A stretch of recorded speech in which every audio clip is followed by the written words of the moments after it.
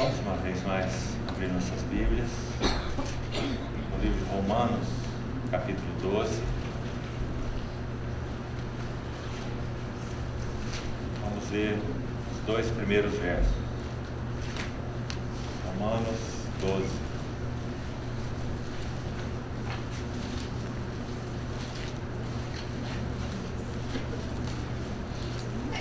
Versículos 1 e 2.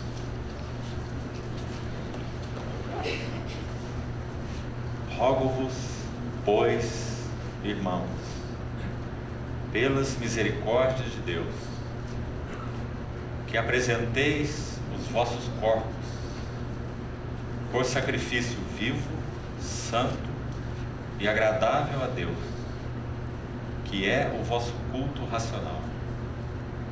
E não vos conformeis com este século, mas transformai-vos pela renovação da vossa mente, para que experimenteis qual seja a boa, agradável e perfeita vontade de Deus. 2 aos Coríntios, capítulo 3, verso 18.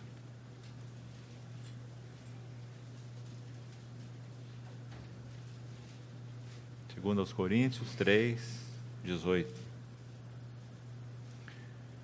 E todos nós, com o rosto desvendado, contemplando, como por espelho, a glória do Senhor, somos transformados de glória em glória, na sua própria imagem, como pelo Senhor, o Espírito.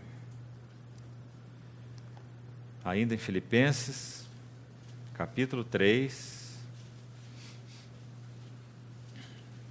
Filipenses 3, versos 20 e 21.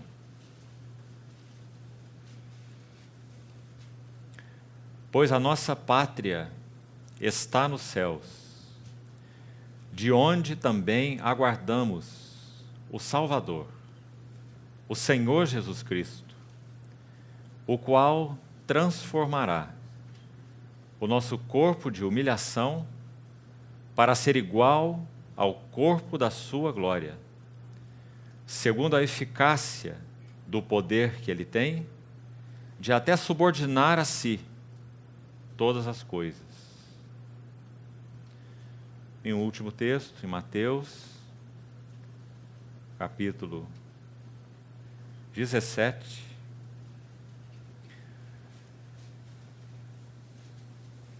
versículo 2.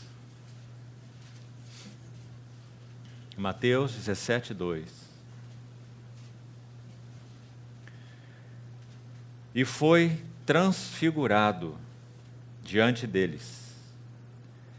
O seu rosto resplandecia como o sol, e as suas vestes tornaram-se brancas como a luz. Vamos orar.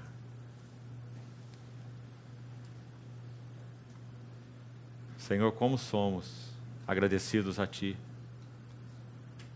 porque a Tua fidelidade é grande. Adoramos Teu nome. Mesmo que sejamos infiéis, Tu permaneces fiel, porque não podes negar-te a Ti mesmo. Louvado seja o Teu nome. Senhor, baseado na Tua fidelidade, Te pedimos que o Senhor guarde e use esse tempo de congregação do Teu povo para edificar a Tua igreja.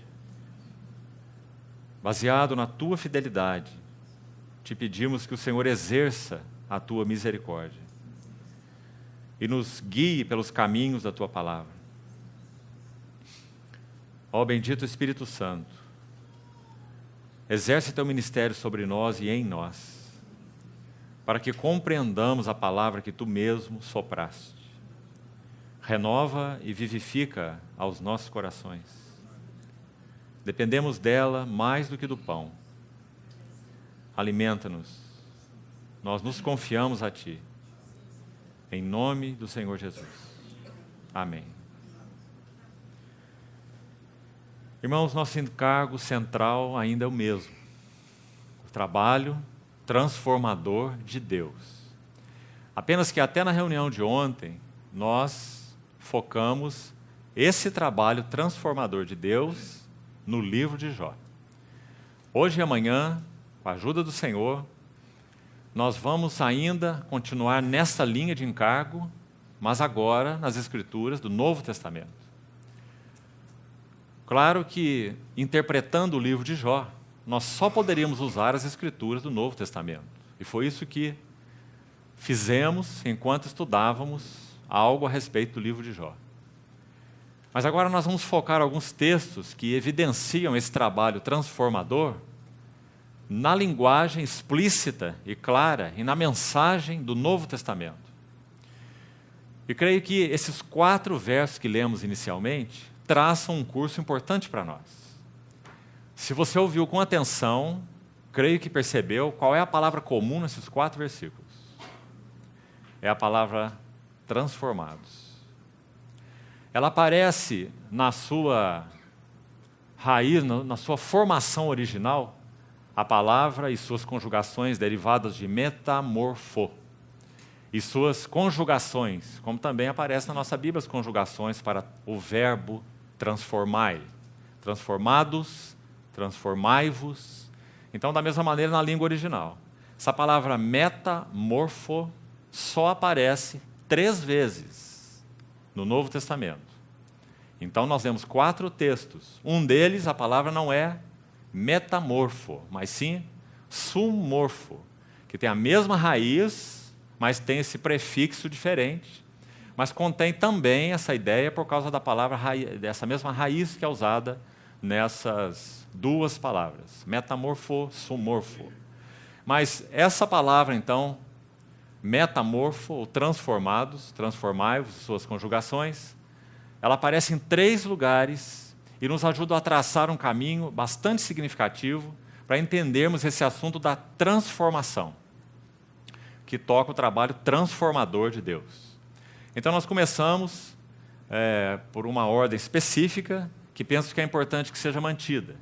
Primeiro nós vemos Romanos 12, onde Paulo, depois de descrever em 11 capítulos o que ele chama de as misericórdias de Deus, ele faz um rogo, um clamor, baseado nessas misericórdias. E são tremendas misericórdias. Ele passa a descrevê-las desde o capítulo 1, mostrando que todos nós, por natureza, estávamos sob a ira de Deus. Romanos 1,18 diz: a ira de Deus se revela do céu contra toda impiedade e perversão dos homens que detêm a verdade pela injustiça. E aquele longo texto vai até o verso 32, descrevendo o que significa estar sob a ira de Deus e por quê. Então ele começa ali. Romanos é o evangelho da graça de Deus segundo Paulo. Nós poderíamos dizer que nós temos 4 evangelhos na Bíblia. Os 4 iniciais, Mateus, Marcos, Lucas e João, e o evangelho segundo Paulo, que é exatamente o livro dos Romanos. Ele começa com a menção do evangelho e termina com a menção do evangelho. Primeiro ele diz que o evangelho diz respeito ou é com respeito ao seu filho. Romanos 1,3. O evangelho de Deus é o seu filho. O evangelho não é apenas boas novas. O evangelho é uma pessoa. O evangelho é o que Cristo é e o que Cristo fez. Esse é o evangelho de Deus. E ele também termina o capítulo 16, versos 25 ao fim, os últimos versos de Romanos, também mencionando o evangelho. Aquele que é poderoso para vos confirmar segundo o meu evangelho e a pregação de Jesus Cristo. Onde está esse meu evangelho que Paulo menciona em Romanos 16, 25? De 25 a 27. Na carta aos Romanos, onde ele desdobra esse maravilhoso evangelho. E nós vemos o caminho da carta aos Romanos diferente do caminho da carta aos Efésios. Digamos, Romanos é a graça do evangelho subindo, porque começa com a depravação do homem e vai até a glória de Deus. Romanos capítulo 8. A ardente expectativa de toda a criação aguarda a revelação da glória dos filhos de Deus. Sabe quem eram esses? No mesmo livro dos Romanos? Aqueles que estavam debaixo da ira de Deus que se revela do céu contra toda impiedade e perversão dos homens. Então, que curso o Espírito Santo seguiu do capítulo 1 até o capítulo 8? Ele foi da lama para a glória, em 8 capítulos. Então, o Evangelho vai fazendo um caminho ascendente em Romanos. E em Efésios? Efésios, o Evangelho faz um caminho descendente. Bendito Deus e Pai do nosso Senhor Jesus Cristo, que nos tem abençoado com toda sorte de bênção espiritual nas regiões celestiais em Cristo. Então ele começa a descer explicando essas bênçãos. Então ele diz, assim como nos escolheu nele antes da fundação do mundo, para sermos santos e irrepreensíveis perante ele, e em amor nos predestinou para ele, para filiação. Tema que falamos tanto nesses dias aqui. Para a adoção de filhos, segundo o bom prazer da sua vontade, para louvor da glória da sua graça, que ele nos concedeu gratuitamente no amado, no qual temos redenção. Então ele vai descendo do céu até a terra. Redenção, revelação, desvendando-nos o mistério da sua vontade. Depois ele fala sobre o selo do Espírito, no versículo 13.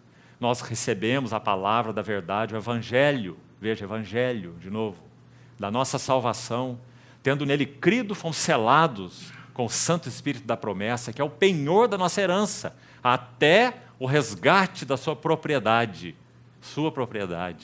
em louvor da sua glória. Que linda linguagem, irmãos. Então, Efésios vai descendo o Evangelho de Deus como aquele que nasceu antes da fundação do mundo, na concepção eterna do Pai, no Filho, em Cristo, nas regiões celestiais. Então, essas duas epístolas fazem caminhos diferentes e tão maravilhosos. Então, no capítulo 12, depois de Paulo traçar um pouco desse maravilhoso evangelho, ele diz, então eu vos rogo. Se isso é assim, então eu tenho um clamor pelo Espírito, Paulo diz. Apresenteis vossos corpos. Você vê o que está acontecendo aqui, irmão? Ele está dizendo que se essa é a realidade do evangelho na pessoa do Senhor Jesus, então o que nos resta? Recebê-lo, crer nele e apresentar os nossos corpos como um sacrifício vivo para que Deus realize esse trabalho em nós. E ele evidencia em nós tudo aquilo que ele já nos fez e já nos deu em Cristo. Então, irmãos, na verdade, o caminho da vida cristã é tornar-nos na experiência e na prática aquilo que nós já somos em Cristo. Esse é o trabalho de transformação no qual o Espírito Santo está empenhado. Fazer, revelar em nós aquilo que nós já somos em Cristo. Então é baseado nesse grandioso evangelho que Paulo faz o seu clamor. Apresenteis vossos corpos. Você vê mais uma vez a linguagem da nossa responsabilidade aqui? Se nós vimos, se nossos olhos foram abertos, nós fomos iluminados, nosso espírito foi constrangido, então temos o selo do Espírito, então nós teremos em nós esse Deus que opera o querer e o realizar, que vai se traduzir em nós em uma corresposta. Nós responderemos junto com o Espírito de Deus. Ele não nos intimidará a oferecer os nossos corpos. Nós ofereceremos livre e espontaneamente. O amor de Cristo nos constrange. Julgando nós isto, um morreu por todos, logo todos morreram. E ele morreu por todos, observe esse propósito, para que os que vivem não vivam mais para si mesmos, mas para aquele que por eles morreu e ressuscitou. Então, como que esse trabalho de não mais vivermos para nós mesmos será executado em nós, que já somos os filhos de Deus? Qual é a chave? Romanos 12, 1 e 2. Quando apresentamos os nossos corpos como sacrifício vivo, santo e agradável a Deus, que é o nosso culto racional. Você pode interpretar essa frase de mais de uma maneira, culto racional. Você pode interpretar como um serviço lógico mesmo, aliás, a palavra no original é lógicos, para racional, então seria um serviço lógico, mas também você pode interpretar como um serviço espiritual, dizendo que isso é serviço aos olhos de Deus. Ser visto aos olhos de Deus não é fazer algo para Deus, mas é apresentar-nos a Deus. Em outras palavras, a obra de Deus somos nós. E não aquilo que nós fazemos para Deus. Toda verdadeira obra é aquela que emana da vida. Essa é a realidade da nova aliança. Então, por isso, Romanos 12, 1 e 2. Apresenteis vossos corpos. Isso para Deus é o seu sacrifício vivo, é santo, porque Ele nos separou para isso, escolheu, e é agradável. Ou seja, ali está o seu bom prazer. É isso que Ele quer.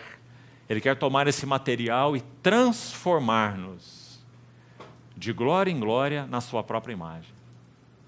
Trabalho feito pelo Espírito do Senhor. Então, depois de fazer esse rogo, Paulo diz assim: e não vos conformeis com este século, mas, então a palavra usada aí a primeira vez, transformai-vos. E nós já explicamos um pouco desse versículo durante esse tempo mesmo de estudo aqui. A primeira área na qual o Espírito Santo está interessado, a partir desse, chamamos de quartel-general do nosso ser, que é o nosso espírito, onde o Espírito Santo veio morar, estabelecer residência, por isso nós somos selados com o Espírito. A primeira área de interesse do Espírito Santo, a partir da habitação dele no nosso espírito, é alcançar o terreno da mente, nas nossas almas. Porque esse terreno para o Senhor, para nós, para a nossa alma, para Ele e para nós, tem uma tremenda importância. Um irmão do passado já disse assim: nós não pensamos como pensamos porque sentimos como sentimos. Mas nós sentimos como sentimos porque pensamos como pensamos. Então, por isso, essa área da nossa mente é tão importante como esse primeiro foco do Espírito, onde Ele deseja, então, renovar e edificar nossas mentes com a verdade da Palavra de Deus. Creio que é isso que o Senhor Jesus quis dizer em João 17, 17. Quando Ele, orando pelos seus, dizia: santifica-os na verdade. A tua palavra é a verdade. E Paulo, em Colossenses 3,15, habite ricamente em vós a palavra de Cristo. Também no capítulo 3 ele já havia dito: e pensai nas coisas lá do alto onde Cristo vive. A palavra pensar ali significa ter uma atitude definida de mente. Pensai nas coisas lá do alto onde Cristo vive. E são tantos versos, já comentamos com os irmãos também, em outras ocasiões, do Novo Testamento em especial, que tocam nessa questão da mente e do entendimento.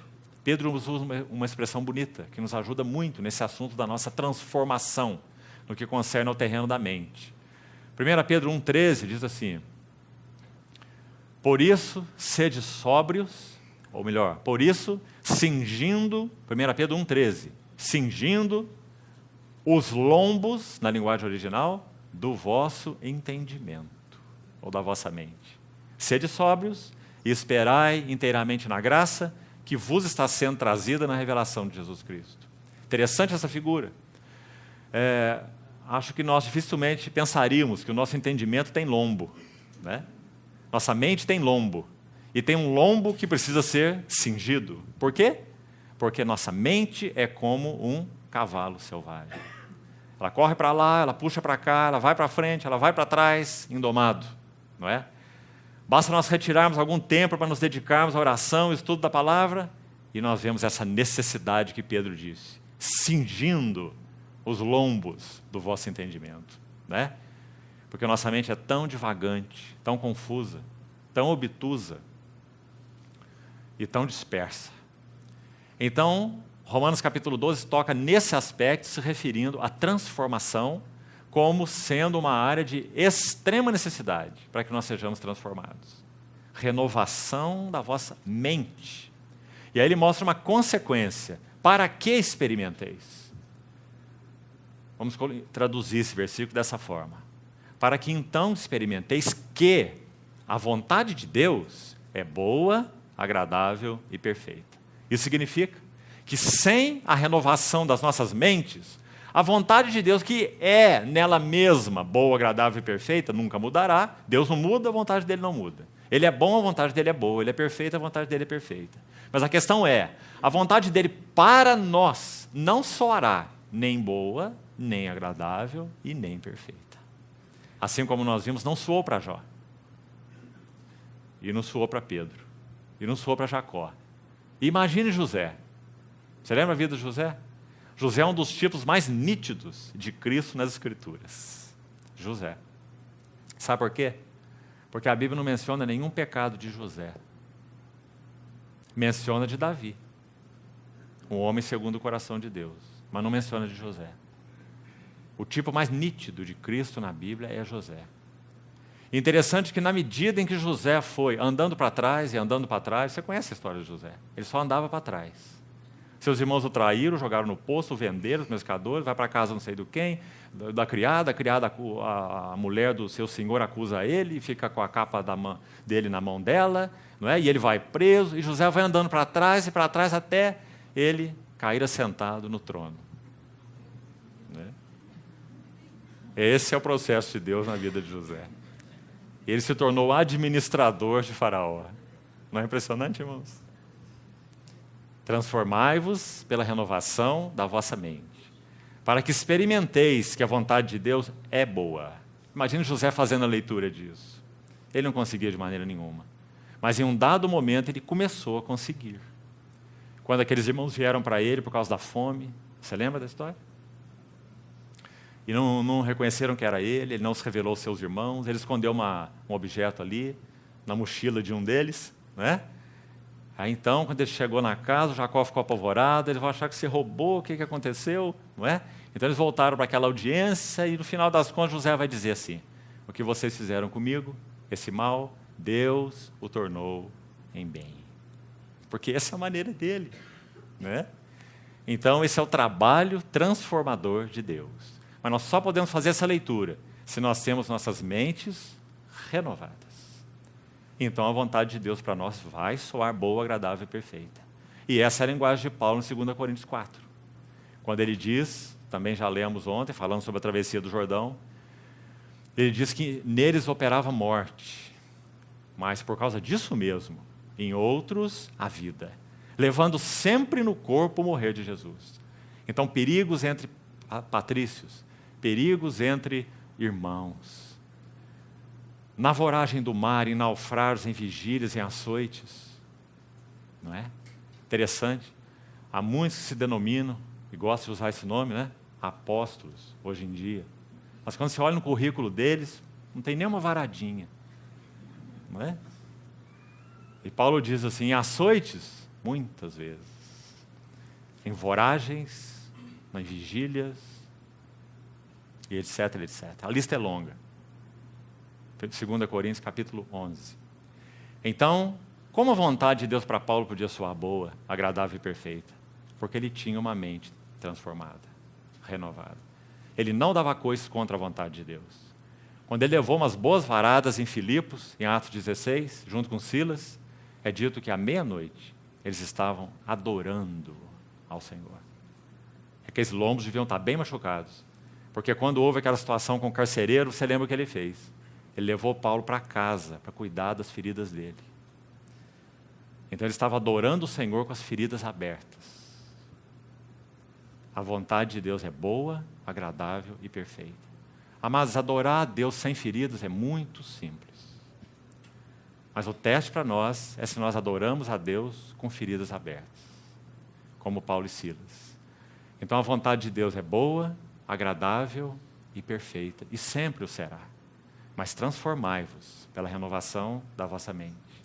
Agora, outra menção da palavra transformai-vos, 2 Coríntios 3,18. Todos nós, que privilégio, o privilégio da nova aliança é nosso, porque o Espírito Santo já veio morar em nós, ele já rasgou o véu e já abriu diante de nós a visão de Cristo, de olhos embotados. E agora nós estamos contemplando, mesmo que ainda por espelho, porque também ele mesmo, em 1 Coríntios 13, diz que agora nós vemos ainda obscuramente, como por espelho, mas então veremos face a face. 1 Coríntios 13, 13, de 11 a 13.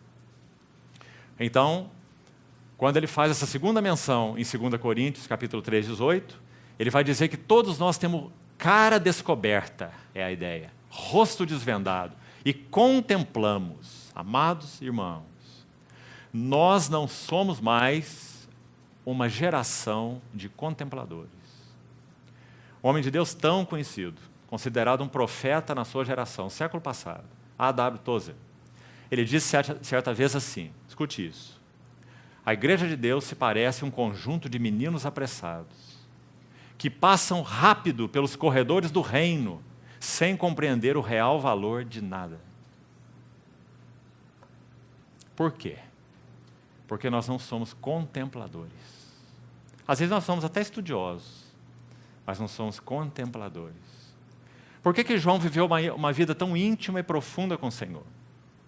O que era desde o princípio, o que vimos com os nossos olhos, o que nossas mãos apalparam, o que nós contemplamos com respeito ao verbo da vida. E a vida se manifestou. Então, irmãos, há uma urgência em que o Senhor resgate nos nossos corações o desejo de contemplação. Contemplar não é ser ocioso, não. Contemplar é pedir ao Senhor que abra o nosso entendimento para que nós vejamos Cristo. Um irmão, um outro servo de Deus, dentro do movimento puritano, chamado John Owen, antes de partir para o Senhor, ele estava escrevendo um livro, uma obra que ele não concluiu. Partiu para o Senhor antes. Essa obra se chama Meditações sobre a Glória de Cristo.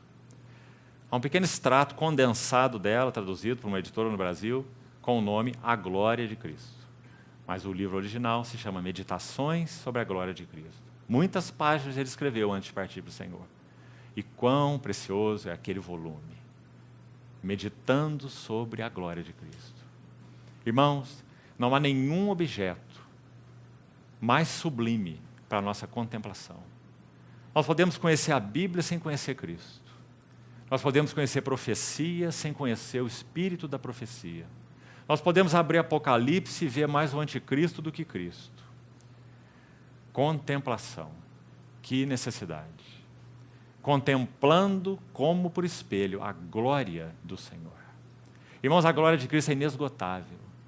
Quando nós estivermos com corpos transformados, glorificados, diante dele vendo face a face, 1 João capítulo 3 diz isso, o veremos como ele é, veremos face a face. Você sequer já parou para contemplar um pouco que nós teremos toda uma eternidade, então obviamente sem fim. Contemplando, contemplando, contemplando, sem jamais esgotar. Porque o nosso Cristo tem riquezas insondáveis. Nunca nós iremos esgotar o Senhor Jesus Cristo. Nem agora e nem na eternidade. Por causa de suas riquezas insondáveis. Então, se tem uma coisa que nós não teremos por toda a eternidade diante dele, é monotonia. Nós teremos, digamos, dias lá no tempo eterno. Paulo usa a expressão tempo eterno, né? A graça que nos foi concedida em Cristo antes dos tempos eternos. Interessante essa expressão, né? Então vamos usar a expressão dia eterno também.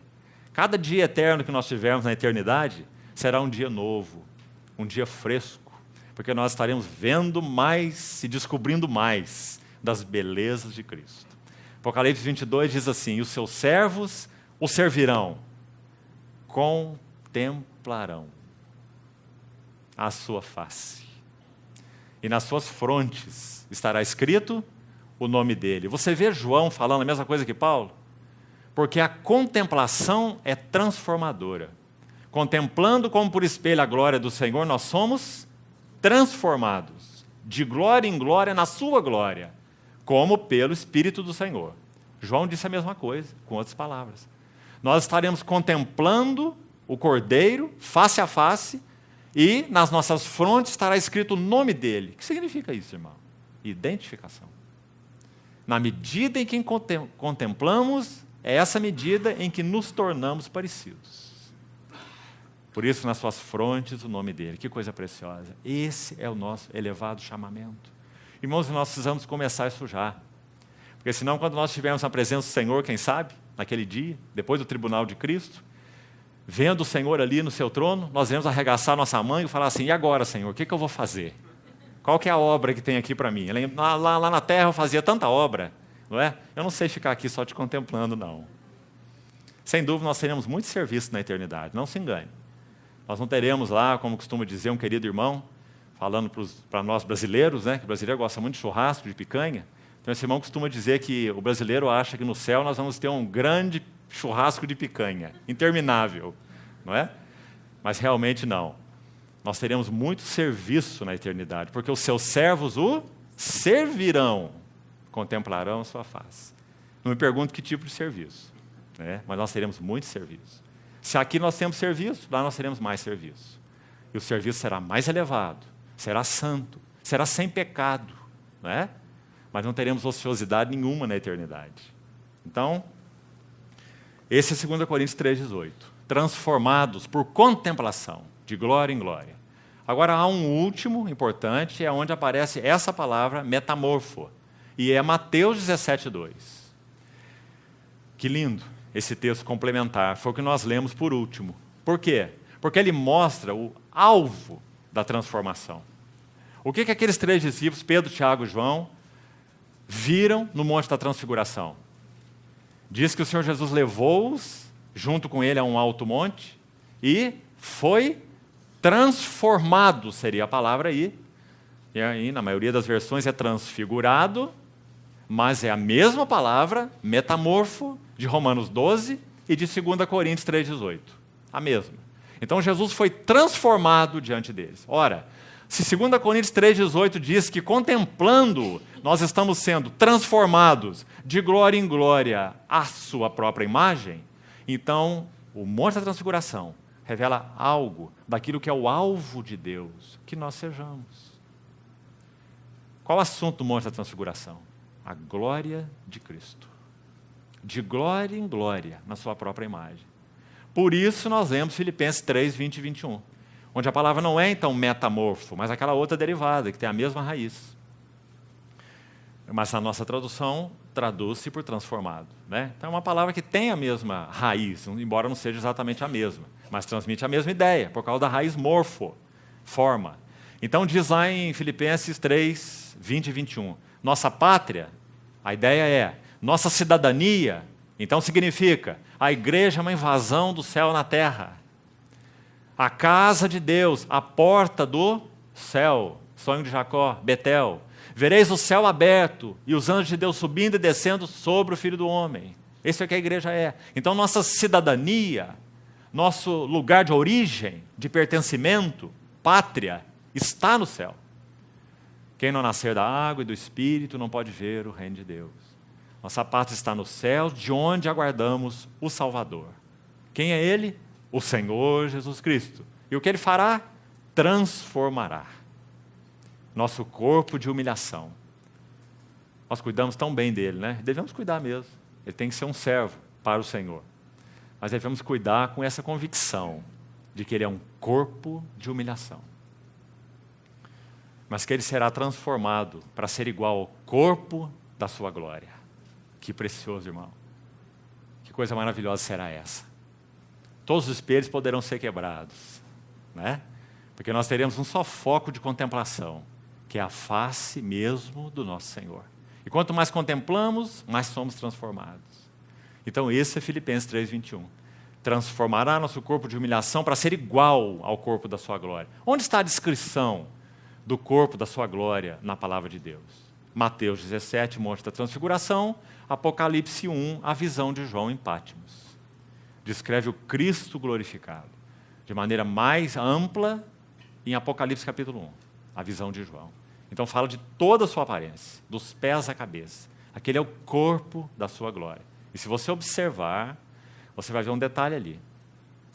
Quando diz que os seus pés são como bronze polido, como que refinado numa fornalha, e a sua voz como voz de muitas águas. Então, se nós compararmos com o que Paulo diz de Cristo, em 1 Coríntios 12, 12, nós vamos ver que o Senhor Jesus é, não somente agora, depois da sua morte e da sua ressurreição, um homem pessoal glorificado, ele é, O Senhor Jesus Cristo, o homem, ele tem suas marcas, as marcas da redenção. Ele pediu que Tomé tocasse nele para que visse que é ele mesmo. Então ele é o Senhor Jesus Cristo com o corpo glorificado, entronizado, mas ele também é, segundo 1 Coríntios 12:12, o cabeça do corpo que é a igreja. Então, não apenas há um novo homem pessoal glorificado, mas há um novo homem coletivo, o novo homem da nova criação, do qual nós fazemos parte. Ele é cabeça, nós somos corpo, unidos vitalmente e organicamente. Então, o que o Espírito Santo está fazendo? O Espírito Santo está formando o caráter do próprio Cristo cabeça na vida dos seus membros, do seu corpo. Para usar outra expressão, o universo está sofrendo um grande parto cósmico. Nesse parto cósmico, a cabeça já apareceu. Quando o neném vai nascer, os pais aqui que tiveram essa oportunidade de entrar no centro cirúrgico lá com a sua esposa, para ver seu filho nascer, ficaram chocados, não é? Eu fiquei chocado 3 vezes, as 3 vezes. Então, quando tudo está acontecendo natural e normalmente, aquela cabeça já se encaixou, e então a cabeça é o primeiro que aparece, não é? Essa cabeça já apareceu. Essa cabeça já está assentado à destra da majestade nas alturas. E agora o corpo está em processo de nascimento. Por isso Romanos 8 diz, a ardente expectativa da criação aguarda a revelação da glória dos filhos de Deus. E por isso Paulo disse assim em Gálatas 4,19, meus filhinhos, porque ele quer falar sobre crescimento. Então ele usa a palavra teknós, filhinhos, meus filhinhos, pelos quais eu sofro dores. Você lembra do quê? De parto. Até que Cristo seja plenamente formado em vós. Que linguagem clara sobre filiação, né? Então, esse é o assunto inicial que eu gostaria de colocar para os irmãos sobre essa ideia, transformai-vos, nesses 4 versículos. Agora, vamos para João capítulo 13. Nós vamos começar um curso aqui, nesse capítulo. João capítulo 13.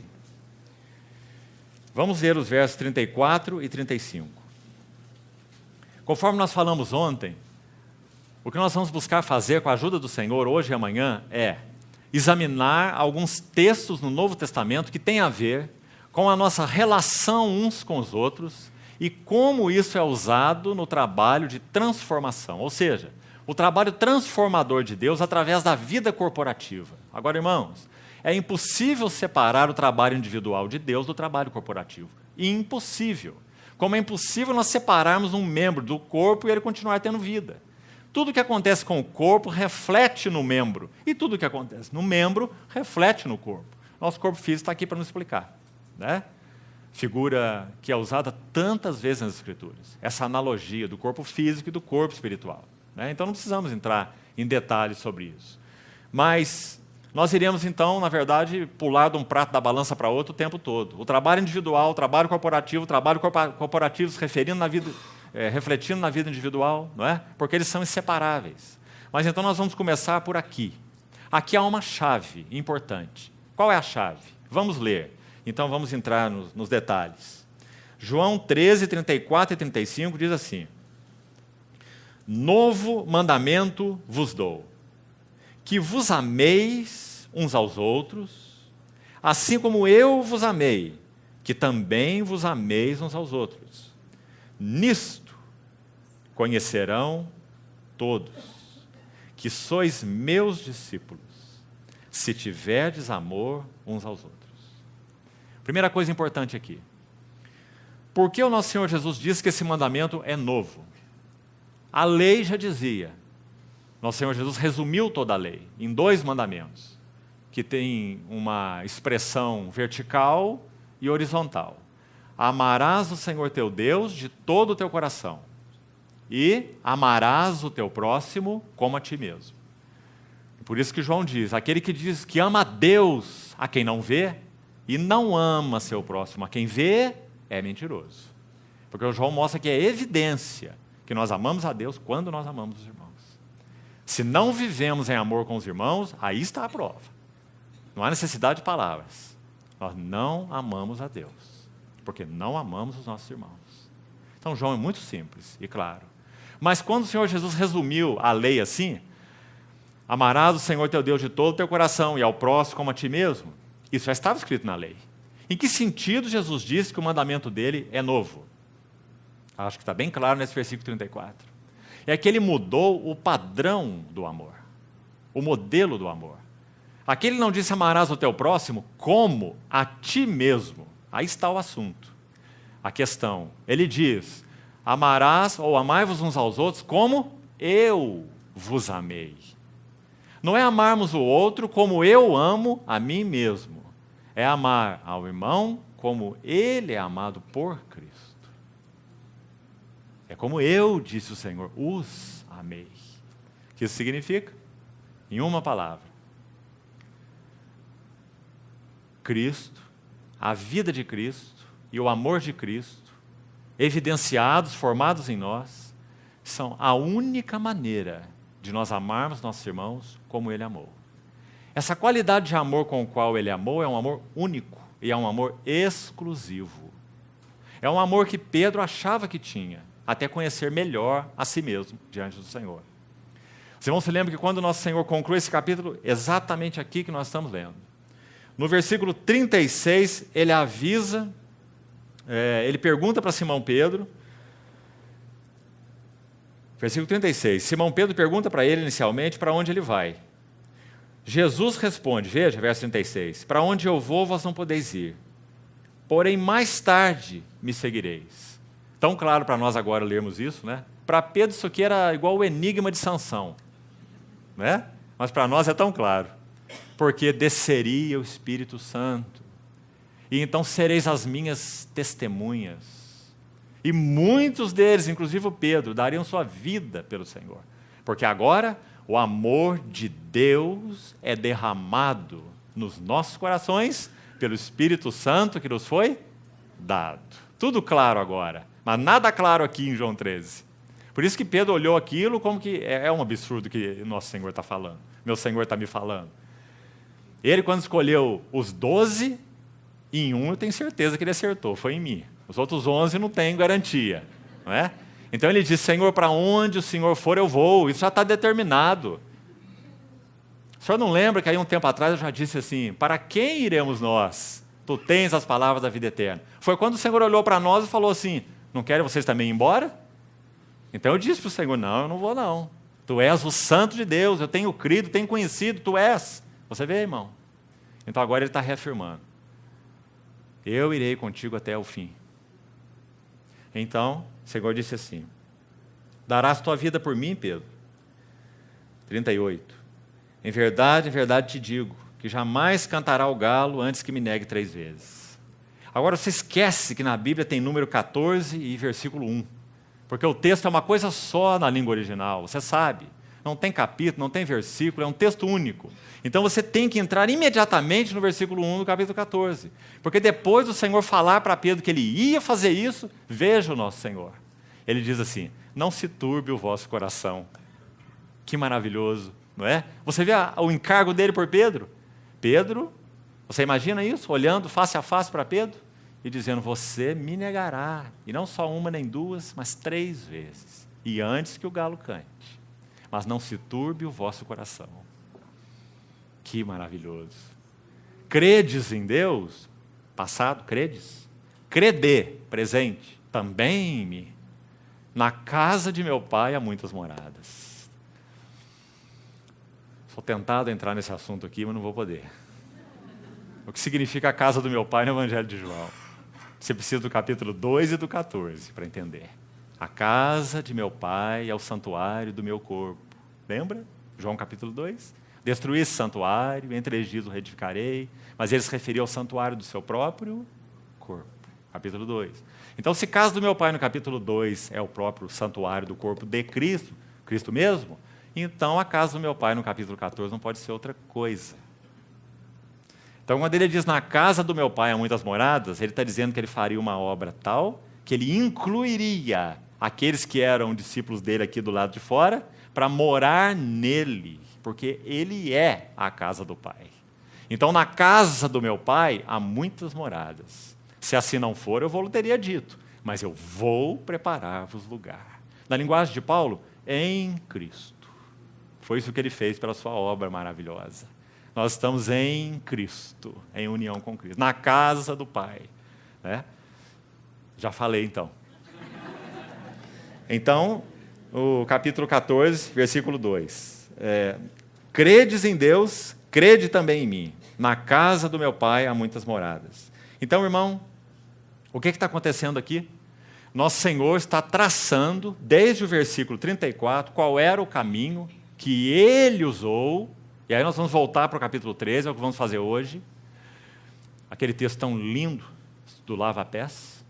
E vamos ver que esse foi o caminho que o Senhor Jesus usou para transformar os seus discípulos.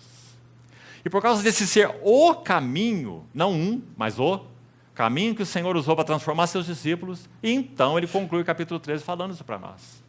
Novo mandamento eu vos dou. Você vê agora, entende o que ele está fazendo? Que vos ameis uns aos outros, como eu vos amei. Não é como você ama você, é como eu amo aqueles que são meus. Assim você vai amá-los. Nós só podemos fazer isso nele.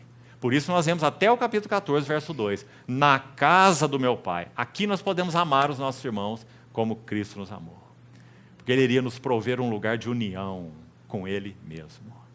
O fruto do Espírito é, 2 pontos, amor. Sobretudo. Alegria, paz, longanimidade, bondade, por consequência. Então ele fala assim no verso 35. É nisto. Você vê que é um caminho único? É nisto. Não é na ortodoxia, não é nas boas obras, não é na perseverança, no labor, no serviço. Todas essas coisas são boas e importantes e têm lugar no reino de Deus. Mas é nisto que conhecerão todos que sois meus. Essa palavra de propriedade aí, meus discípulos, se tiverdes amor, uns para com os outros. Então, amados irmãos, para o Senhor Jesus havia um caminho de transformação. Amor. Amai-vos, amai-vos. Esse mesmo João que ouviu da boca do nosso Senhor Jesus, verso 33, filhinhos. Você viu essa palavra aí? Quem está usando essa palavra é o nosso Senhor Jesus. João vai usá-la lá na sua epístola.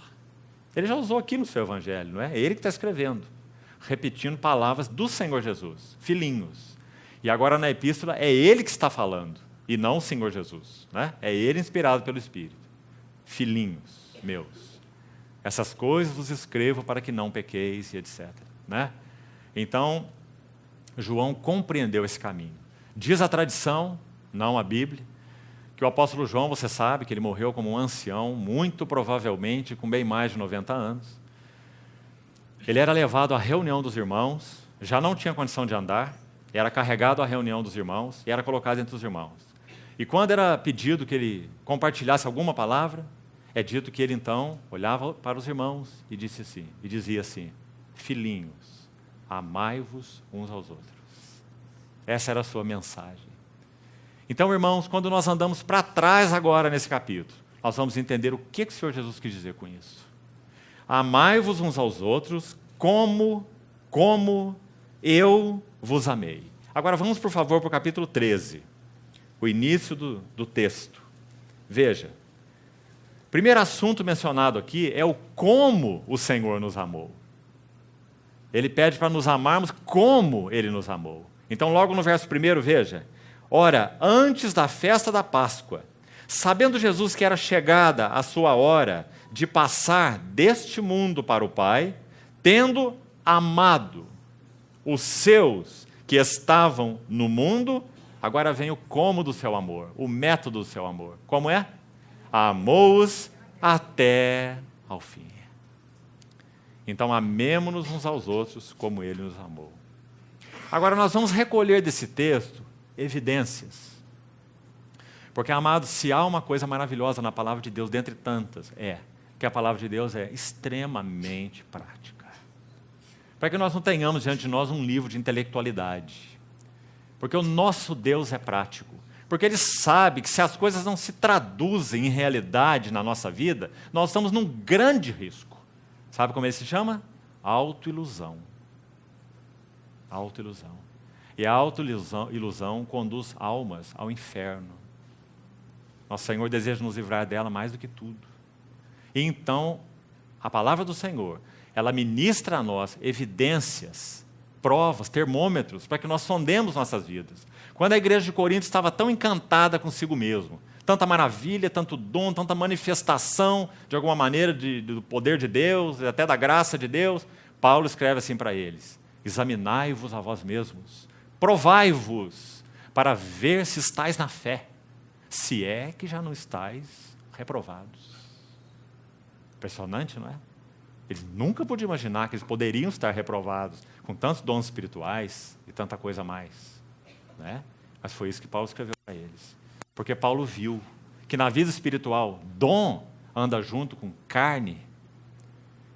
O Espírito Santo dá dom genuíno, mas quando passa por nós, a carne está do lado. E a carne quer se apropriar desse dom e usar para o seu próprio engrandecimento, sua própria glória, seu próprio prazer. Cheirando o incenso que devia ser moído para as narinas do Senhor. Princípio de Êxodo. O Senhor diz que quem fizesse isso, essa alma seria exterminada do meio do seu povo. Ó, irmãos, se nós não passamos por esse processo de transformação, que coisa terrível. Nós usamos as dádivas, dons, bênçãos de Deus em função de nós mesmos, de alguma maneira. Carne e dom andam juntos. Então, amou-os até o fim. Agora vamos ler primeiro o texto. E depois nós vamos extrair aqui alguns elementos de evidência, de marcas do significado do amor do Senhor. Como o Senhor os amou. O que significa amar até o fim? O que está nesse texto aqui que evidencia esse amor até o fim? Porque esse aqui é o caminho da transformação. Você viu claramente. Ele menciona esse amor no versículo 34. Amai-vos uns aos outros como eu. E ele falou isso exatamente depois de ter lavado os pés dos discípulos. Vamos ver a atitude chocante para o próprio apóstolo Pedro, não é? Então era prova do Senhor de que esse era o caminho da sua transformação. Esse foi o caminho que ele usou para manter os seus discípulos realmente junto dele. Esse foi o caminho que ele usou para que eles tivessem marcas profundas de quem ele era. Irmão, se há uma coisa sobre o nosso Senhor impressionante, é que ele passou 3 anos e meio com pessoas obtusas. Ele falava, eles não entendiam, ele fazia, eles entendiam menos ainda. Ele falava por parábola, eles ficavam viajando. Não é assim? E o nosso Senhor ensinando, e ensinando, e ensinando. O Senhor está demonstrando da maneira mais aguda possível o significado do amor. Pedro está dando um passo para trás e dizendo: nunca me lavarás os pés. Você imagina isso? E aqui, irmãos, nós já estamos às portas da cruz. Não é? Claro, já estamos no cenáculo. O Senhor daí a pouco vai ser preso. Vai para o Getsemane e vai ser preso. Aqui mesmo, nessa noite. Eles continuam sem entender nada. E o que o Senhor falou nos discursos do cenáculo, no capítulo 16? Capítulo 14, versículo 20. Ele diz assim: naquele dia, vós conhecereis que eu estou no Pai, vós em mim. Por que vós em mim? Na casa de meu Pai há muitas moradas. E eu em vós. Que dia é esse? Pentecostes, quando o Espírito Santo descesse. Então vamos ler esse texto e vamos ver quais são as marcas desse caminho do amor. O caminho que o Senhor usou para a transformação dos seus discípulos. E para manter esses obtusos guardados até que viesse o Espírito Santo. O Espírito de amor fosse derramado nos seus corações. E então eles começassem a entender tudo. E não é só entender tudo com cabeça, irmãos, com intelecto. Mas eles começassem, podemos dizer, a apreender tudo, a assimilar tudo. Então agora o mesmo Pedro, que negou o Senhor de modo tão covarde, ele iria se erguer diante do Sinédrio. Há poucos meses, negando o Senhor diante de uma criada. Alguns meses depois, se levantando diante de um Sinédrio e dizendo: mais importa obedecer a Deus do que aos homens. Que poderoso amor. Então vamos ver quais são essas evidências nesse texto. Vamos repetir o versículo 1. Antes da festa da Páscoa, Sabendo Jesus que era chegada a sua hora de passar deste mundo para o Pai, tendo amado os seus que estavam no mundo, amou-os até o fim. Durante a ceia, tendo já o diabo posto no coração de Judas Iscariotes, filho de Simão, que traísse a Jesus, sabendo este que o Pai tudo confiara às suas mãos, e que ele viera de Deus e voltava para Deus, levantou-se da ceia, tirou a vestimenta de cima, e tomando uma toalha, cingiu-se com ela. Depois deitou água na bacia, e passou a lavar os pés aos discípulos, e a enxugar-lhes com a toalha com que estava cingido. Aproximou-se, pois, de Simão Pedro, e este lhe disse: Senhor, tu me lavas os pés a mim? Respondeu-lhe Jesus: O que eu faço, não o sabes agora, compreendê-lo-ás depois. Disse-lhe Pedro: Nunca me lavarás os pés. Respondeu-lhe Jesus: Se eu não te lavar, não tens parte comigo. Então Pedro lhe pediu: Senhor, não somente meus pés, mas também as mãos e a cabeça. Declarou-lhe Jesus: Quem já se banhou não necessita de lavar senão os pés. Quanto ao mais, está todo limpo. Ora, vós estáis limpos, mas não todos. Pois ele sabia quem era o traidor. Foi por isso que disse: Nem todos estáis limpos. Depois de lhes ter lavado os pés, tomou as vestes e, voltando à mesa, perguntou-lhes: Compreendeis o que vos fiz? Vós me chamais o Mestre e o Senhor, e dizeis bem, porque eu o sou. Ora, se eu, sendo o Mestre, o Senhor e o Mestre, vos lavei os pés, também vós deveis lavar os pés uns dos outros. Porque eu vos dei o exemplo, para que, como eu fiz, façais vós também. Preste atenção nesse como eu fiz, porque isso tem conexão com o versículo 34 que nós lemos. Como eu vos amei, como eu fiz. Então esse como eu fiz foi uma evidência clara do Senhor do como eu vos amei. O lava-pés. Verso 16. Em verdade vos digo, que o servo não é maior do que seu senhor, nem o enviado maior do que aquele que o enviou. Ora, se sabeis essas coisas, bem-aventurados sois, se as praticardes. Vamos ler até aqui o versículo 17. Agora vamos voltar a extrair alguns princípios. 4 ou 5 princípios. Do caminho do amor, do caminho do discipulado, do caminho da transformação desses discípulos, segundo o coração do nosso Senhor. Primeiro, observe de novo, por favor, irmão, o versículo 1. Mais uma vez que nós lemos. Parte final dele. Tendo amado os seus que estavam no mundo, amou-os até o fim. Primeira coisa que nós vamos extrair daqui. O amor fiel do nosso Senhor Jesus, primeiro, não foi impedido pelas suas fraquezas, a fraqueza dos seus discípulos. O amor do Senhor não foi impedido pela fraqueza dos seus discípulos. O que o Senhor via neles? Fraquezas, imperfeições, indolência, obstinação, impetuosidade. Você lembra de os filhos do trovão dizendo: Senhor, não queres que mandemos descer fogo do céu para consumir esses samaritanos? Não é? Mas o amor do Senhor não foi impedido pelas fraquezas dos seus discípulos. O que significa isso? Amados, na vida do corpo que é a igreja, amai-vos uns aos outros como eu vos amei. Nunca nós podemos permitir que o amor entre os irmãos seja impedido por causa das fraquezas uns dos outros. Amados, nós não somos ingênuos, nenhum de nós. Nós sabemos que na vida da igreja nós encontramos indolência, obstinação, impetuosidade e imperfeições de várias espécies. Mas o Senhor Jesus nos ensina, nesse texto de João 13:1, que Ele amou os seus discípulos até o fim. Isso não significa que assuntos não precisam ser corrigidos ou tratados, mas significa que tudo que é corrigido e tudo que é tratado tem que ser feito neste curso. O amor não é leviano e o amor não coloca panos quentes, mas nós, como corpo de Cristo, seguimos a verdade em amor. Então, a primeira lição importante aqui: o amor do Senhor não foi paralisado, não foi impedido pelas fraquezas, debilidades dos seus discípulos. Amou-os até o fim.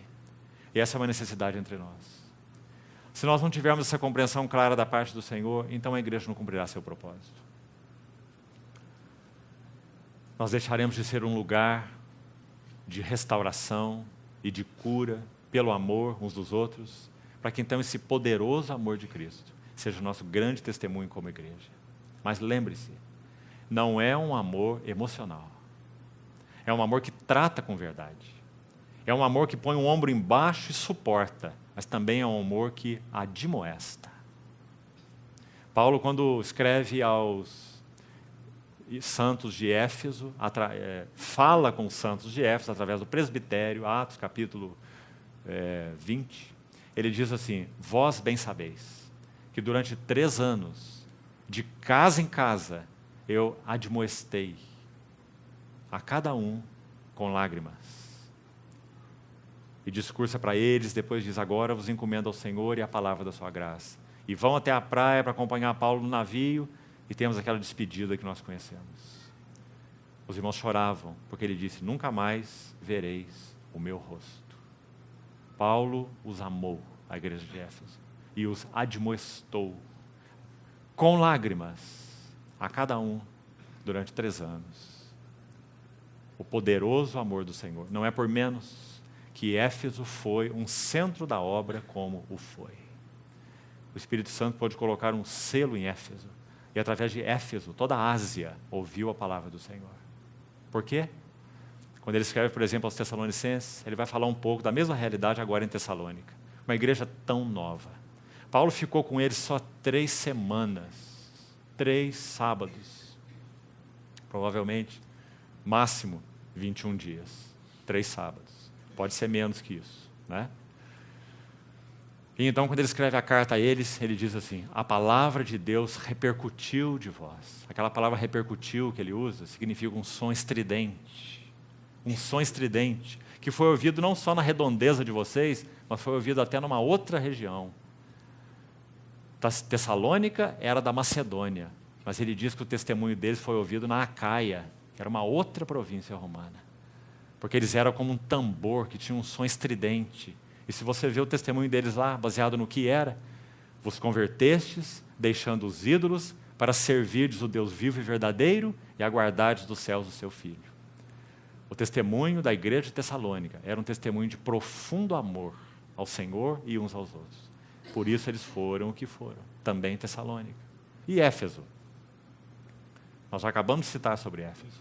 Poderoso centro da obra de Deus. Paulo passou por Éfeso e pregou o Evangelho. 10 anos depois, ele escreve a sua epístola aos Efésios. 10 anos depois, a igreja estabelecida. Ele louva a igreja: tendo ouvido da fé que há entre vós no Senhor Jesus e do amor. Efésios 1,15. Para com todos os santos, não cesso de dar graças por vós, e de pedir que ainda avancem mais, transbordeis do Espírito de sabedoria e revelação, no conhecimento dele, iluminados os olhos do vosso coração e etc. O amor que há entre todos os santos. 30 anos mais, 30 anos, João escreve a sua epístola a Éfeso, Apocalipse capítulo 2. E o que ele diz? Tenho, porém, contra ti: abandonaste o teu primeiro amor. Mas a perseverança ainda estava lá, o serviço ainda estava lá, a ortodoxia ainda estava lá, e também até o discernimento espiritual. Provaram falsos apóstolos e os acharam mentirosos. Impressionante. Uma assembleia que pôde manter discernimento espiritual, mas perder amor. Irmãos, que o Senhor nos ajude. Que o Senhor tenha misericórdia de nós. Então, essa é a primeira evidência importante aqui. O amor de Cristo não foi impedido pela fraqueza dos seus discípulos. E pela vida de Cristo em nós, isso tem que ser verdadeiro em nós. Que nós não tenhamos obstáculos uns com os outros por causa das nossas fraquezas. Que isso não nos impeça de amar-nos uns aos outros, sendo suporte e admoestando uns aos outros, fielmente. Veja aqui uma segunda marca, olha o verso 3. Sabendo este, Jesus, que o Pai tudo confiara às suas mãos, e que ele viera de Deus e que ele voltava para Deus. Sabe o que nós estamos vendo aqui nesse verso 3? Segunda marca do amor de Cristo, condescendência. Irmão, esse verso 3 é muito impressionante, porque diz que o Senhor Jesus sabia que o Pai tudo confiara às suas mãos. Em outras palavras, Ele é o Senhor. Tudo foi colocado sobre os ombros dele. E mais, ele sabia do destino dele. Primeiro da origem e depois do destino. Ele viera de Deus. Ninguém subiu ao céu, senão aquele que de lá desceu. O Filho do Homem que está no céu. Viera de Deus e voltava para Deus, e o Pai tudo confiara à sua mão. Irmão, que discrepância entre esse Senhor e os 12 que estavam ali junto com ele. A discrepância é imensa. É quanto o céu alteia da terra, né? Então o amor do Senhor foi condescendente. Outra grande dificuldade que nós temos. Não sermos na vida do corpo condescendentes uns com os outros. Você quer ver um versículo sobre isso? Primeiro, deixe-me citar um verso interessante ainda sobre o primeiro ponto que você deve ter anotado aí. Abra, por favor, Colossenses capítulo 1, um texto importante. Colossenses capítulo 1, verso 14. Veja o que Paulo diz aqui. É capítulo 3, verso 14. Colossenses 3, 14. Preste atenção aqui. Depois de dar orientações práticas à igreja, revestivos como eleitos de Deus, santos, amados, de eternos afetos de misericórdia, bondade, humildade, mansidão, verso 12. Suportai-vos uns aos outros, perdoai-vos, verso 13. Olha o que ele diz no 14. Leia com cuidado. Acima de tudo isto. Ora, irmão, ele não falou de pouca coisa ali em cima, não. É só você ler. Ele falou sobre perdão, sobre suporte, mansidão, humildade, bondade, longanimidade. Mas acima de tudo isso, porém, esteja o amor, que é o vínculo da perfeição. Essa tem sido a nossa carga aqui nesses dias. Filiação, maturidade, o trabalho transformador de Deus, conduzindo muitos filhos à glória, Cristo formado em nós. O que esse versículo está dizendo? Que há um elo, há um vínculo, que então nos vincula, nos une à perfeição, segundo o coração de Deus. Qual é esse vínculo? O amor. Então só há um caminho para que nós sejamos considerados aos olhos de Deus, nesse sentido, perfeitos, ou seja, completos, ou seja, maduros, se nós tivermos um amor real, verdadeiro entre nós. O amor é o vínculo da perfeição. E foi assim que o Senhor tratou os seus discípulos. Por isso ele pôde conduzir os seus discípulos à perfeição. Graças ao Senhor. Porque ele enlaçou-os com essas cordas de amor. Amados, porque eles eram tão difíceis até que o Senhor fosse à cruz? Porque eles não entendiam nada. Porque, como nós falamos, Pedro não foi capaz de confessar o Senhor. E ao invés disso negou o Senhor 3 vezes. O que significa o amor do Senhor tê-los ganho? Se eles agiram dessa maneira. Penso que você já compreendeu. Eles não tinham ainda a realidade interior, espiritual, do amor de Deus derramado no coração deles. Digamos, eles tinham o seu mestre de amor, eles tinham o seu grande pastor, que cuidava deles, que se adiantava a eles, quando aquela guarda veio prendê-lo lá no Getsemane, protegendo os seus discípulos, cuidando deles. Ele ora assim: aqueles que o Senhor me deu, nenhum deles eu perdi, eu guardei-os no teu nome. Esse foi o amor do Senhor. Mas ainda assim, até que o Senhor foi à cruz, nada mudou na vida prática deles, fracos, débeis, estranhos, obstinados, confusos, covardes e muita coisa mais, não é? Mas então o que aconteceu? 50 dias depois, no Pentecostes, o amor de Deus é derramado nos nossos corações, pelo Espírito Santo que nos foi dado. Então agora tudo aquilo que o Senhor fez, digamos assim, seria interpretado para o coração deles pelo Espírito Santo. Então agora tudo teria um valor imenso. Por isso o Senhor plantou tão fielmente, porque Ele sabia que quando viesse o Espírito Santo, então viria a colheita. Aliás, o que era realizado na festa do Pentecostes? Como ele é chamado? A festa da colheita. Quando desceu o Espírito Santo, então o Senhor colheu tudo que Ele semeou em 3 anos e meio. Por isso Ele semeou tão fielmente. Então, o amor é o vínculo da perfeição. Foi o que uniu esses discípulos à maturidade, à perfeição. O amor perfeito do Senhor. A segunda marca que nós citamos é essa condescendência. Verso 3. O Senhor sabia que Ele era Senhor de tudo, que Ele veio de Deus, que Ele voltava para Deus. Tinha aqueles discípulos todos complicados e os serviu dessa maneira. Porque o amor do Senhor, se é real em nós, Ele é condescendente. Abra sua Bíblia, por favor, rapidamente, em Romanos capítulo 12. Veja o que Paulo fala aqui. Romanos 12. Que linda palavra é essa, condescendência, na língua portuguesa, não é? Se fosse interpretá-la literalmente, na raiz dela, é você ser um com aquele que desce. Condescender. É você se fazer baixo com aquele que é baixo. Paulo usou essa palavra de outra maneira na carta dele aos Coríntios. Ele diz assim, eu fiz-me fraco com os fracos. Ele não era fraco. Aliás, só o forte pode se fazer fraco. O fraco não se faz fraco, o fraco é fraco. Então Paulo diz, eu fiz-me fraco para com os fracos, para ganhar os fracos. Né? Isso é condescendência. Mas, irmãos, que dificuldade nós temos. Sempre olhamos os outros de cima para baixo. Né? Sempre olhamos para a igreja, como nós somos o mestre, nós temos aí os alunos. Eles que não descobriram ainda que eu sou um mestre, o dia que eles descobrirem, eles vão ter um ganho enorme. Não é assim? Mas Filipenses 2, Paulo diz assim, considerai-vos cada um os outros superiores a si mesmo. Graças ao Senhor pelo seu amor. O amor do Senhor é condescendente. Irmãos, Ele é Senhor de tudo. O Pai tudo confiar à sua mão. Você pode imaginar isso? O que significa esse tipo de governo colocado no ombro dele? E ele tem que lidar com o Simão, que não sossega, não é? O João, que quer destruir todo mundo. Mateus, de um lado, publicano. O que o Senhor fez escolhendo aqueles discípulos? Mateus, publicano, Simão, zelote. Você já pensou nisso? Você sabe quem eram os publicanos? Cobradores de impostos do Império Romano, sendo judeus. Considerados traidores do povo. Né? Extorquiam, exploravam. Porque eles cobravam impostos, pagavam o império e cobravam impostos do jeito que eles queriam. Você lembra de Zaqueu, o publicano? Não é? Então esse era Mateus. O Mateus, do Evangelho de Mateus, o publicano. Sabe quem estava do lado de cá? Mateus era da ultradireita, né? E o Simão Zelote é da ultra-esquerda. Porque os zelotes tinham como esporte matar publicano.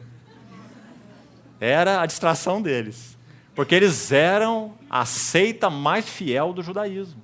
O que concerne ali as origens, não é? A base dela. Então eles eram os zelotes, por isso foram chamados zelotes. O Senhor escolhe Mateus, o publicano, e Simão, o zelote. E coloca os dois juntos. Eu penso que durante 3 anos e meio, Mateus não virou as costas para o Simão. Não é? Com medo de receber uma por trás. Não é? Você imagina o Senhor, tudo o Pai confiara às suas mãos. Se ele veio de Deus, ele voltava para Deus. Esses 12 estão ali junto com ele. E ele trabalhando fielmente. E lembre-se, ele orou ao Pai antes de escolher os 12. Lembre-se? Ele não saiu vendo quem que era mais bonito, não. Ele orou ao Pai, e o Pai deu 12 a ele, para que ele trabalhasse fielmente. E o seu amor foi o vínculo da perfeição para esses discípulos. Louvado seja o seu nome. E também o é para nós. Então, no versículo, Romanos capítulo 12, diz assim, veja. Versículo 16. Tende o mesmo sentimento uns para com os outros. Em lugar de serdes orgulhosos, condescendei. Está aí a palavra. Condescendei com o que é humilde. Não apenas com aquele que é humilde, se referindo a pessoas, mas condescendei com aquilo que é humilde. dizendo que nós devemos ter um coração como o de Davi no Salmo 131. Senhor, não é altivo o meu coração, não é soberbo o meu olhar, não ando à procura de grandes coisas e nem de coisas maravilhosas demais para mim. Pelo contrário, fiz calar e sossegar a minha alma. Como uma criança desmamada se aquieta nos braços da sua mãe. Oh, irmãos, isso é uma prova da nossa vida de união com Cristo e de que nós estamos avançando nessa realidade. Quando uma criança não é desmamada, o que ela vê na mãe é uma mamadeira de 1,60 m, né? Porque ela quer aquilo que a mãe dá. Mas quando a criança é desmamada, ela se aquieta no colo da sua mãe. O que ela quer sentir é a sua mãe, e não o que sua mãe dá a ela. Então ele diz assim, a minha alma para comigo. Espera, Israel, no Senhor. Que lindo salmo. Então essa é a ideia do condescender. Condescendei com o que é humilde, e não sejais sábios aos vossos próprios olhos. Assim foi nosso Senhor. No verso 3, como nós vemos, voltando lá, no capítulo 13 de João. Vamos ver mais uma marca importante aqui. Olha o versículo 2. Durante a ceia, tendo já o diabo posto no coração de Judas Iscariotes, filho de Simão, que traísse a Jesus. Judas Iscariotes que traísse a Jesus. Mais uma marca do amor do Senhor. O amor do Senhor estava acima de distinções pessoais. Quando nosso Senhor orou para escolher os seus discípulos, Judas estava entre eles. Por quê? Quando o Senhor Jesus honrou a Judas, o que ele está honrando na pessoa de Judas é o caminho da cruz. Quando nessa última ceia o Senhor molha esse bocado e oferece a Judas, é uma atitude genuína de honra à cruz. O Senhor poderia ter feito isso a qualquer outro discípulo. Por que ele fez a Judas? Porque na pessoa de Judas, o Senhor está dizendo sim à cruz. Ele sabia, está muito claro o texto, que Judas era o traidor. Então, quando ele honra Judas, ele não está honrando a traição. Ele está honrando a cruz. E dizendo sim à vontade de Deus. Porque o grão de trigo caiu na terra para morrer, para que não ficasse só, para que produzisse muito fruto. Então, a terceira marca importante, o Senhor não fez distinção. E podemos dizer que se alguma distinção foi feita, ela foi feita no sentido de honra. Ele honrou a Judas, o traidor. A quarta marca, veja no versículo 4 e versículo 5. Impressionante. Levantou-se da ceia, tirou a vestimenta de cima. Sabe o que significa isso? Vestimenta de cima, a roupa do cidadão comum. Escravo não usava. Escravo usava só aquela primeira roupa. Mas o cidadão comum usava uma roupa de cima. Então o Senhor estava ali, no meio de seus discípulos, cidadãos comuns, não escravos. Nenhum deles era escravo. Então, nesse determinado momento, o Senhor tira a vestimenta de cima. Isso significa que ele vai deixar uma posição anormal de cidadão comum e vai assumir uma outra posição. Por isso o detalhe aqui. Tirou a vestimenta de cima e, tomando uma toalha, se cingiu com ela. A ideia é que aquela toalha foi amarrada na cintura, para que você tenha um quadro mental e possa apreciar o que está acontecendo aqui. Nosso Senhor provavelmente amarrou aquela toalha aqui na sua cintura e ela ficava como uma saia aqui na sua frente, para que então ele usasse para, posteriormente, enxugar os pés dos seus discípulos. Então diz que ele se cingiu com essa toalha e, verso 5, ele deitou água na bacia e passou a lavar os pés aos discípulos e a enxugar-lhes com a toalha com que estava cingido. Significa isso? Que o amor do Senhor é prático, não teórico. Agora, irmãos, algo lindo está por trás da bacia e da toalha. Queria que você ponderasse e meditasse diante do Senhor. O túmulo vazio é prova da vitória do Senhor Jesus sobre a morte. Ele não está aqui, ele ressuscitou. Qual é ou quais são os símbolos da vitória do Senhor Jesus sobre a vida? A bacia e a toalha. Porque o Senhor Jesus tomou a bacia e a toalha e ele venceu a vida. Em que sentido? Ele não viveu para si mesmo. Então a bacia e a toalha são evidência de que o Senhor primeiro venceu a vida para depois vencer a morte. Ninguém pode vencer a morte sem primeiro vencer a vida. Pedro achava que ele podia ir até a morte, mas ele não pôde, porque ele não venceu a vida. A sua vida egocêntrica, voltada para si mesmo, que confiava em si mesmo, que confiava no seu amor pelo Senhor e não no amor do Senhor por ele. Então ele foi levado até o fim, para ver que o único amor confiável é o amor do Senhor por ele. E então nós amamos, porque ele nos amou primeiro. Mas ele aprendeu isso a duras penas. Então a bacia e a toalha são evidências da vitória do Senhor sobre a vida. São marcas da liberdade. Aquele que era Senhor de tudo podia assumir uma posição de escravo, exatamente porque ele era Senhor de tudo. Livre. Vitória sobre a vida. Que coisa maravilhosa, irmãos. O caminho de amor da igreja é o lava-pés. Prova de que nós estamos vencendo nossa vida egocêntrica, centrada em nós mesmos, nos nossos interesses. Então, esse seria mais uma marca. Sabe o que Pedro tem a dizer sobre isso? Abra, por favor, segunda epístola de Pedro. Nós já vamos concluir. Aliás, já devíamos ter concluído, nosso tempo já foi. 2 Pedro, capítulo 1, diz assim, verso 16. Olhe quem está escrevendo, viu? Olhe bem em cima na página, aí, um nome bem grande em letras pretas aí. Pedro. Veja o que ele está dizendo. 2 Pedro 1,16. Porque não vos demos a conhecer o poder e a vinda do nosso Senhor Jesus Cristo, seguindo fábulas engenhosamente inventadas, mas nós mesmos fomos testemunhas oculares da sua majestade. Quando? Pois ele recebeu da parte do Pai honra e glória, quando, pela glória excelsa, lhe foi enviada a seguinte voz: este é o meu Filho amado, em quem me comprazo. Onde que Pedro ouviu isso? No Monte da Transfiguração. Você compreende por que ele está com dificuldade no lava-pés agora?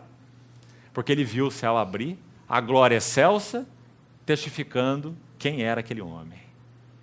Então ele diz, não vos demos conhecer o poder e a vinda dele mediante fábulas. Nós somos testemunhas oculares. Então agora ele vê o Senhor de tudo, com aquela toalha de escravo agachada aos seus pés. Então ele não pode ter outra resposta. Senão nunca me lavarás os pés. Não é? Ele tem toda a razão. Ele não compreende.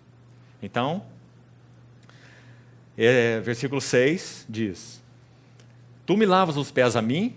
Respondeu-lhe o Senhor, o que eu faço não sabes agora, compreendê-lo-á depois. Disse Pedro, nunca me lavarás os pés. Ele é especialista em dizer isso. Quando o lençol desce do céu e o Senhor diz, Pedro, levanta, mata e come, dando ordens. Pedro fala assim, não, Senhor. Só ele consegue fazer essa combinação de palavras. Né? Ele teria que dizer ou só não, ou então teria que dizer sim, Senhor. Mas ele consegue dizer não, Senhor. Né? Você vê quem é Pedro? Respondeu-lhe Jesus, se eu não te lavar, não tens parte comigo. Veja, o Senhor não disse em mim. Por que ele não disse em mim? Porque eles já tinham parte nele. Porque eles já estavam limpos pela palavra que o Senhor tinha falado. Então o assunto aqui, no capítulo 13 de João, é comunhão para serviço. Não tens parte comigo. Você não pode ser um cooperador, porque você não opera segundo eu. Então, se eu não te lavar, não tens parte comigo. Se não conhecemos o caminho do amor, se não condescendemos com o que é humilde, se não amamos uns aos outros, independente de nossas imperfeições, se não estamos vinculados pelo vínculo do amor, não temos parte com Ele. Não podemos servi-lo, não podemos ser seus cooperadores. Essa é a profunda lição aqui, irmão. Irmão, você pode estar cheio da palavra de Deus na sua cabeça, e cheio de doutrina, de teologia, de livros, etc. Nada isso significa nada. Nós só podemos ter comunhão e cooperação com o Senhor se nós compreendemos esse caminho do amor e o que ele significa. Do contrário, não somos seus cooperadores. Então, se eu não te lavar, não tens parte comigo. Versículo 9. Então Pedro lhe disse, não somente os meus pés, mas também as mãos e a cabeça. Declarou-lhe Jesus, quem já se banhou não necessita de lavar senão os pés, quanto ao mais está todo limpo. Vós já estáis limpos, mas não todos. Mais uma marca. O amor do Senhor é um amor purificador. Não apenas prático, demonstrado de modo prático, mas purificador. Ele foi em direção aos seus discípulos para purificá-los. Óbvio que isso está aí na simbologia, né? Ele está literalmente lavando pés com água literal, pés sujos literais, né? Mas é óbvio que nós estamos muito claramente vendo os princípios espirituais, do significado do seu amor. Então o amor do Senhor vai em direção aos seus discípulos como amor purificador. Vamos ouvir Pedro de novo? Você está vendo que o centro da cena aí é ele, entre os discípulos, não é? É ele que diz para o Senhor não, é ele que diz, Senhor, agora quero que lave tudo, e o Senhor dialoga com ele, se eu não te lavar, não tem comunhão. Vamos escutar o que ele diz de novo na epístola dele, presta atenção. Olha 1 Pedro 4,8, e aqui nós vamos terminar. 1 Pedro 4,8. Ele de novo, Pedro, mas agora cheio do Espírito Santo, maduro pelo Espírito Santo, agora já idoso, conhecendo tão bem o Senhor, se entregando pela vida de outros, fluindo o amor do próprio Senhor. Olha o que ele diz, 1 Pedro 4,8. Acima de tudo, você lembra que Paulo falou lá em Colossenses? Acima de tudo esteja o amor, que é o vínculo da perfeição.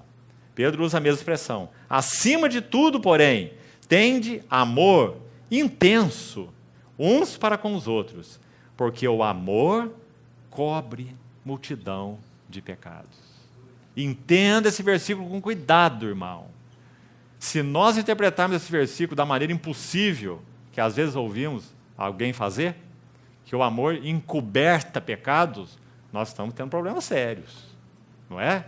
Porque o amor nunca faz isso, Deus nunca encoberta pecado, Deus é amor, Deus expõe pecado e não encoberta. Então o que Pedro diz dizer que o amor cobre multidão de pecados? Qual é a ideia? Vela, guarda, oculta. No sentido de quê? No sentido de que aquele assunto seja tratado pelo Senhor, no amor do Senhor, com o Senhor. O amor cobre multidão de pecados, esse é um ponto. O outro ponto, o amor supera ou triunfa sobre multidão de pecados. Está aí o exemplo claro entre os discípulos. O que eles tinham? Imperfeições de todos os tipos. Como nós falamos, obstinação, intempestividade, orgulhosos, imperfeições de todas as espécies. E o que eles experimentaram nesse discipulado a Cristo? O amor cobre multidão de pecados. Esse é o amor do Senhor. Então, irmãos, o caminho do amor é o caminho do discipulado de Cristo. E o caminho do amor é o caminho da igreja. Como nós podemos ser transformados de glória em glória até a sua própria imagem? Como nós podemos ser tornados maduros, completos? Acima de tudo esteja o amor, que é o vínculo da perfeição. Mas não se engane, nós não estamos falando de um amor romântico e nem de um amor emocional. Estamos falando do amor de Deus, que contém a verdade, que contém a admoestação, que contém o consolo, o suporte, contém a disciplina. Esse é o amor do Senhor. Por isso, esse amor é o vínculo da perfeição. Então, o Senhor nos ajude a ver isso com clareza. Amanhã, o último tempo que teremos juntos, vamos ainda seguir essa linha do assunto da transformação, conforme o Senhor nos dirigir para mais alguns textos que reforçam com clareza para nós esse nosso chamado para sermos transformados de glória em glória e qual é o caminho dessa transformação. Porque nós podemos confundir nele, né? Mas a palavra de Deus não nos deixa confundir nele, não. Traça um caminho muito claro. Com relação ao trabalho da cruz, nós já vimos muito claramente na história de Jó. O caminho do quebrantamento, o operar da palavra, o operar das circunstâncias, o caminho da cruz. Isso vimos todos esses dias no livro de Jó. Hoje nós vimos algo do caminho do amor. E amanhã nós vamos seguir com um pouco mais ligado a esse assunto, então, da transformação. O Senhor nos ajude. Vamos orar. Senhor, aclara os nossos olhos, ajuda-nos, para que Tuas palavras não fiquem em nós com mero conhecimento intelectual. Teu amor não foi intelectual, Teu amor foi tão profundo, tão prático, tão divino. Ajuda-nos, Senhor, a vivenciar esse tipo de amor. Um amor ágape, sacrificial, um amor até o fim. Ó Senhor, tem misericórdia de nós. Transforma nossas almas, trabalha nossas vidas, para que o verdadeiro amor do Espírito seja evidenciado nos nossos corações. Ajuda-nos a viver na verdade, a vivermos admoestando-nos uns aos outros, exortando-nos, suportando-nos, consolando-nos, encorajando-nos, tudo em amor. Guarda-nos, Senhor, no caminho do amor. Edifica a tua igreja pelo teu amor. E, Senhor, que teu amor flua da vida dos teus santos, porque o teu Espírito já foi derramado nos nossos corações. E obrigado porque, através dele, temos o teu divino, santo amor. Senhor, apura em nós esse teu amor, para o louvor da glória da tua graça. Em nome de Jesus te pedimos. Amém.